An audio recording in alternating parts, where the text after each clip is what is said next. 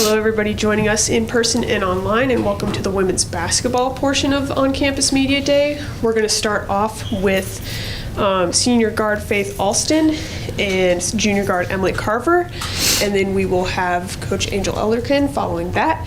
So we are going to start with questions. We're going to open the floor. Ethan Smith, the Appalachian. Question for both of you. Over the offseason, what did y'all do to try to improve to get ready for this season? Well, I think this offseason, when we came back in the summer, we focused a lot on individual development before focusing on team development and making sure individually we're developing our games to be able to bring that type of play into our offense. So for me, main focus for me was just to work on my three, get it really more consistent, because a lot of people know me as just like a driver. As soon as I come off the screen or I'm going downhill, I'm going to drive. But it was a main focus for me to focus on my three and get that super consistent so that they kind of have to play off of me and they can't really, I guess, like guess what I'm doing. Yeah, I would say personally for myself, like I was working a lot on like becoming a 3-level scorer, so working on my paint pool and like just the mid-range area, more so in the paint though. And then like as a team, we worked a lot on like fourth quarters. We did a fourth quarter Friday, just working on finishing that fourth quarter because that was something we struggled with last year. For Emily, you obviously were named preseason all-conference in the Sun Belt. Can you just talk about your reaction to finding out you received that honor? It was cool, but I mean, I just like to focus on the season, you know, like preseason honors, like they don't mean too much. It's what you do after the season, so just put in the work in throughout the season. Great. Any further questions?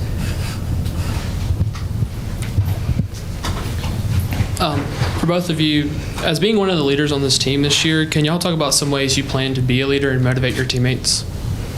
I think for me, it's mainly just continuing to bring consistent energy and consistent communication, because basketball, it's such a flowing sport. Like, you walk into a game with a game plan, but that doesn't mean that everything's going to go by that game plan. So just making sure I'm always there with elite communication and just bringing all types of energy, because the game can change so much, team goes on runs. So just be able to hold that consistently, I think, can put our team in the best position and put me in the best position. I agree with bringing energy. I feel like basketball is a lot of fun when everybody's bringing energy and everybody's just there for each other. And I just want to be that person on and off the court for my team. Just if somebody needs someone to talk to, be that person, because I know when I was an underclassman, I had those people to look up to. Which one of your teammates do you feel like is going to have the biggest impact for your success this season? I would say Rylan. We have lacked in the post area, and Rylan Moffitt, who's a transfer this year, she's going to help us a lot. She runs the floor really, really well. She does like all the little things that we need, like rebounding. She's just always in the right position, and it's going to help us out a lot. I would agree with that statement along with Rylan, but I also think a returner that's really going to help us is Taylor Lewis.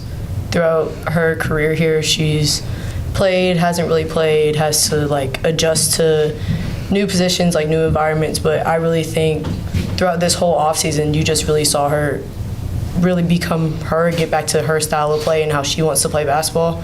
And I think her coming out of her comfort zone and just giving her all in her last season of college basketball, I think that's going to be a tremendous help for us.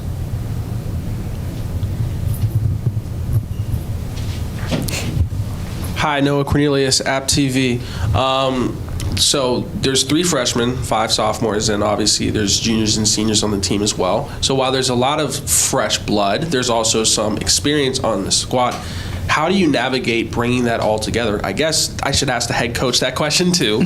But as players, how do y'all mesh together?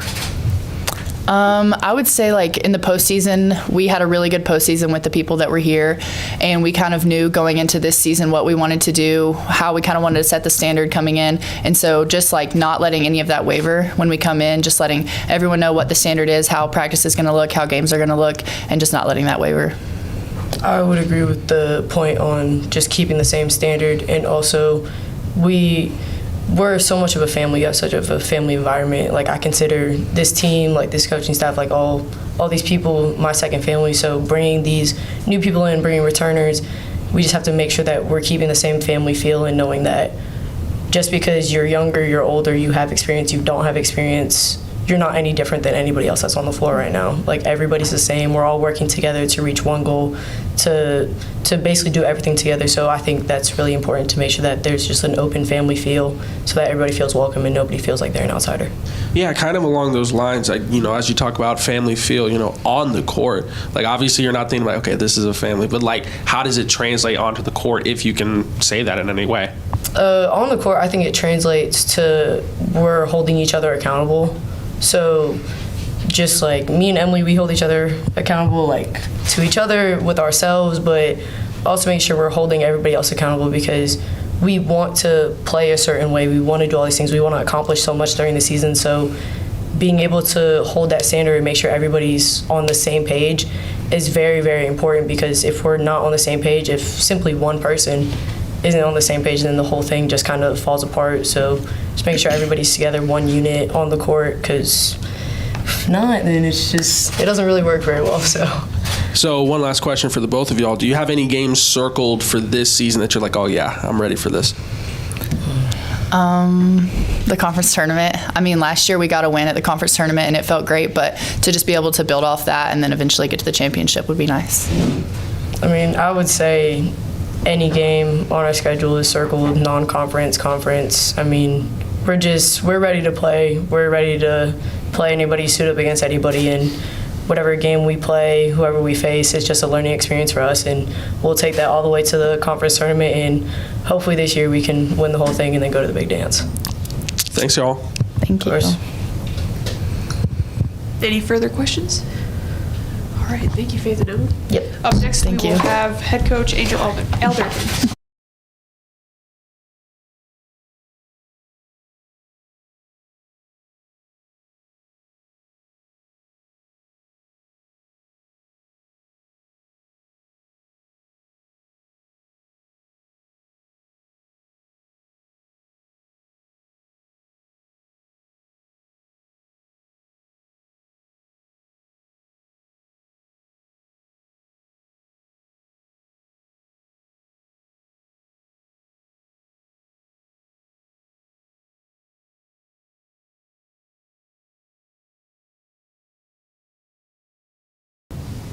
All right, now we're joined by head coach Angel Elderkin. She will be entering her 10th season at the helm of the App State women's basketball program.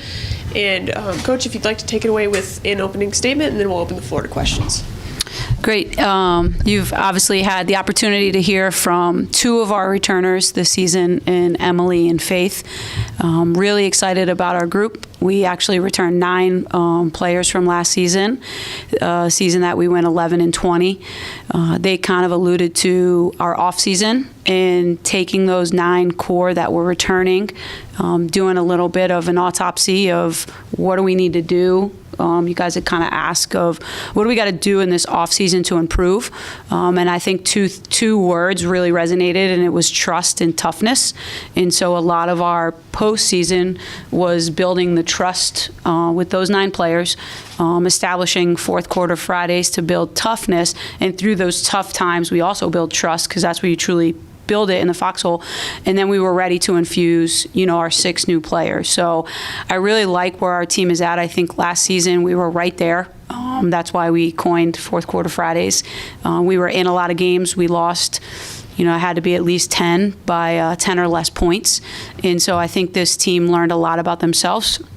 They've established a mindset of win everything, and every time we take the court, the classroom, the community, we just try to really focus on winning that moment.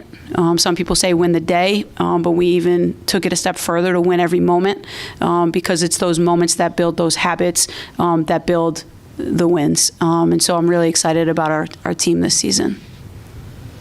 Awesome. We will open the floor to questions. Ethan Smith, the Appalachian coach, what were your just first impressions when you got back here with the core 9, as you alluded to?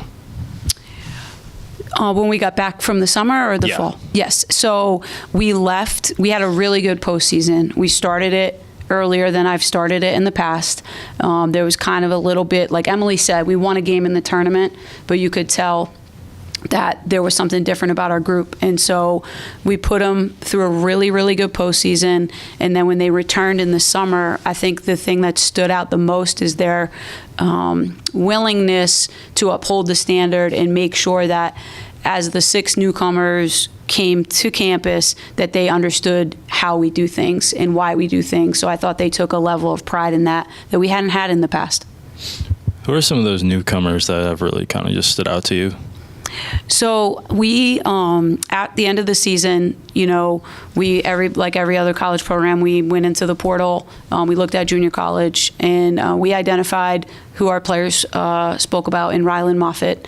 Her brother actually is on the football team here. She was somebody that we have known for the past 2 years. This was a place I think that she wanted to call home. And throughout the season, when we had a void in rebounding. My staff said, we think we have that player for you, coach. And so got on the phone with her, and we got her to commit. And she has been, impactful since the moment she stepped on campus, not by her play, but like who she is as a person, her character. And then we also brought in Jamani Ingram, who I've had a long-standing relationship with in terms of recruiting her out of high school. She went to Winthrop, thought about her again out of the portal. Then she went junior college, and then this moment and this time was just right for the two of us. And so she joined us. And so those were two really, really key pieces. And then we went in the portal and we added Samantha LaFawn, who was attractive because of her size, her strength, and she played in the league. And so she comes to us with experience of playing in the Sun Belt because she was at Marshall. So those were 3 kind of key pieces that we added late, in addition to our freshmen that we added in the early signing period, Mackenzie Drought and Lexi.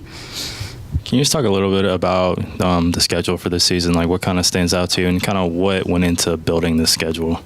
The Sun Belt has come up with a strategic plan for scheduling women's basketball.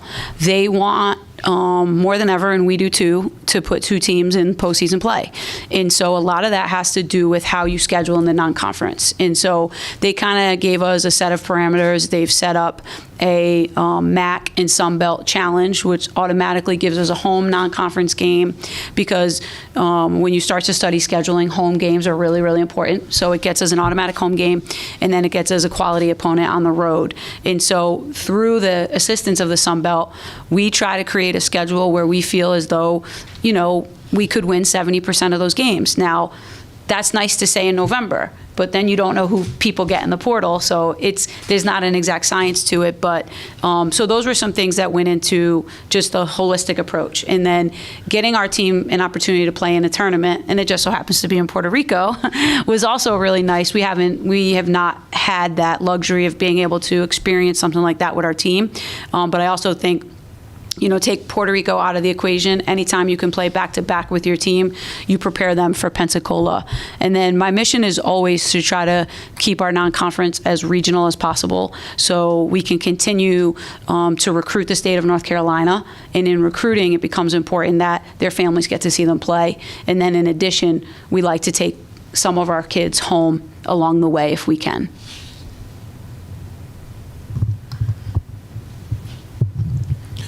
Coach, you talked about your trip to Puerto Rico this year. Can you explain can you talk about your expectations for that trip since your last trip was canceled due to COVID a couple years ago? Yeah, the biggest expectation I would have, number 1, travel safely, get there, okay, all together. Allow our kids to enjoy the culture, dive into the community, give back, because that's a really big pillar of our program is just, can we find a school to go to? Can we impact the community, impact the kids?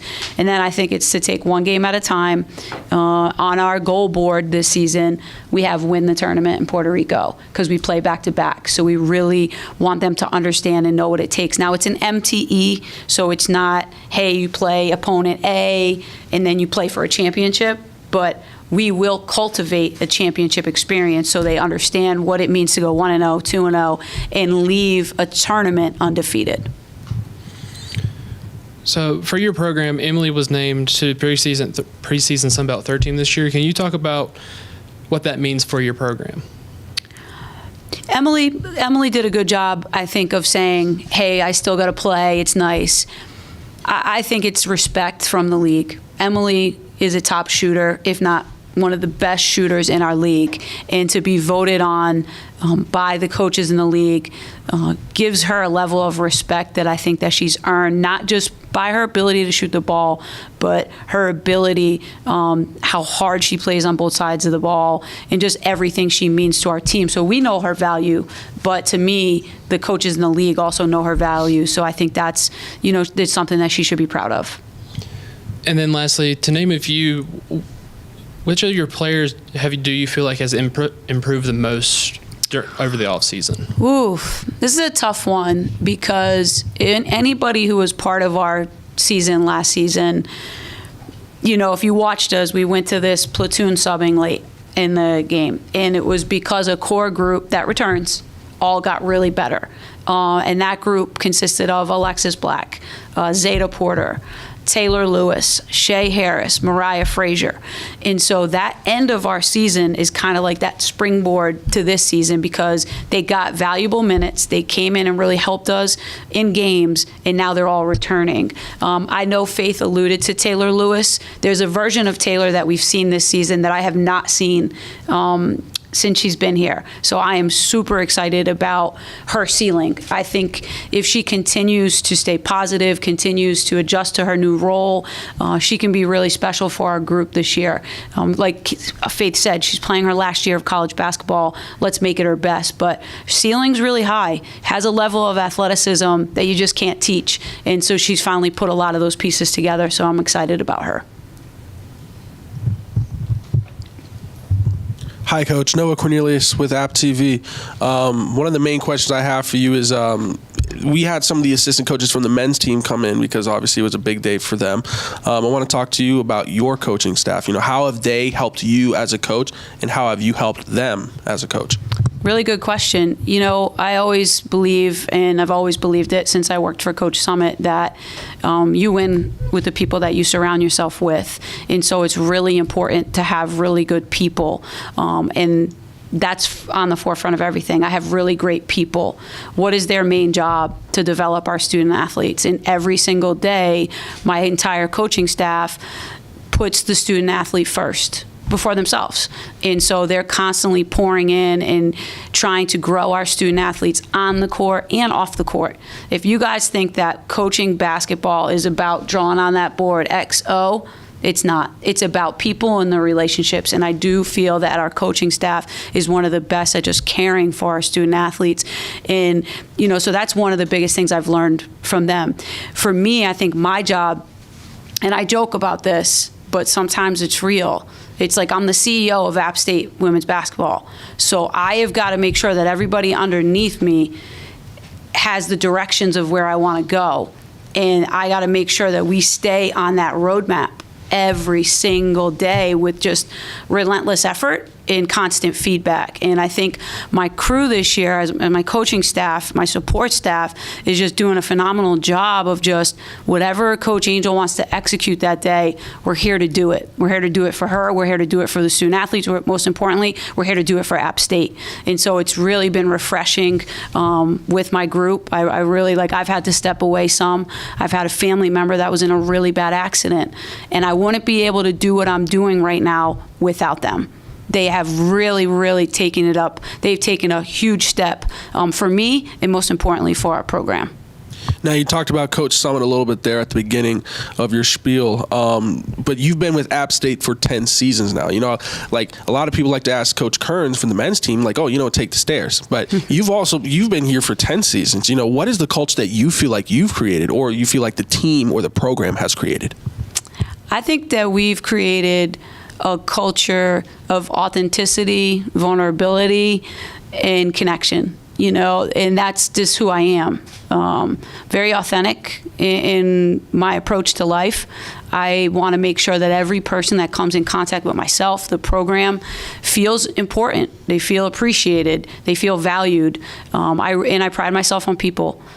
Bringing really good people to App and having people stay. I've got 2 alumni, Bailey Plummer and Kayla Craven, who played for me, who are the 2 most homesick kids ever that now work at App State. You know, they bleed the black and gold. And so just really getting people here and people that are really passionate about what we do and taking my passion and taking it to the next level. Sure. Last question for you. I had asked Faith and Emily this. Do you have any games circled on your schedule? Or are you approaching it the same way? It's like it's just a game. You got to go out and win it. I would have to say the first game, I'm excited. There's a level of excitement with this group. And as a coach, you work every day and you see a group growing. And then you're like, but we haven't played in front of the lights yet. And so I think that first game is going to tell us a lot about ourselves, but then it goes to that 1-0 mentality. So it's like you get that first game on your belt, then it's the next game, the next game, the next game. And like you talk about a game circled, I got App State circled. That's my team. And like even I'm about to go prep my team right now, and I just want us to continue to be the best version of us, because then there's no circling of opponents. We're circling ourselves, and we're betting on ourselves every time we take the court. Thanks, Coach. Welcome. All right, any further questions? Great, well, thank you so much, Coach. Thank you. Thanks, guys and girls.